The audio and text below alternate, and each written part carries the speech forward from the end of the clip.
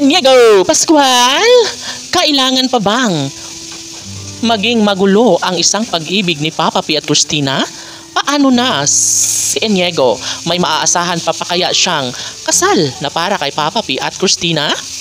Well, takot na takot si Inigo Pascual ngayon dahil nga hindi niya pa rin lubos mapagtanto ang isang relasyong pinagkaguluhan sa lahat ng social media platform ngayon.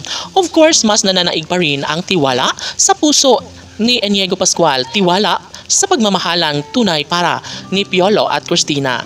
Takot at may halong pangamba ang nararanasan ngayon ni Inigo Pascual at lagi niya lamang na ipinagdarasal na sana nga ay tuluyang magwagi ang kanyang ama sa kanyang hangarin na makatuluyan nga ang pretty girl na si Christina.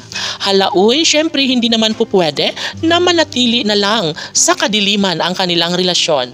Mas gugustuhin ni Piolo Pascual ang lumigaya ang puso ni Inigo Pascual maging ang taong bayan, sapagkat ito ang nais ni Inigo na sana nga ay magtagumpay ang amang si Papa P sa kanyang plano na pakasalan ang pretty girl na si Christina.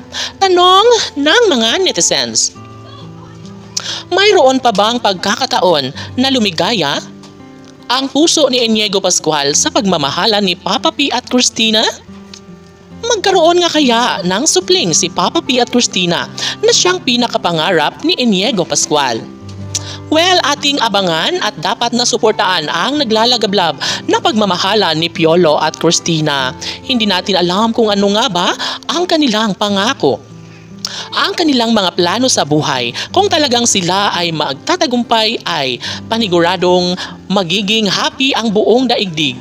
Walang sino mang makakapigil sa kanilang tunay na damdamin. Kung mahal nga nila ang isa't isa ay wala nang mahihiling pa ang lahat dahil isa na si Inigo Pascual ang nangangarap na sana nga ay darating ang pagkakataon na magsama na sa iisang bubong ang amang si Piolo Pascual at ng kasintahang si Casey Concepcion. Marami ang umaasa at talagang kinikilig hanggang ngayon sa relasyon ni Papa P at Christina.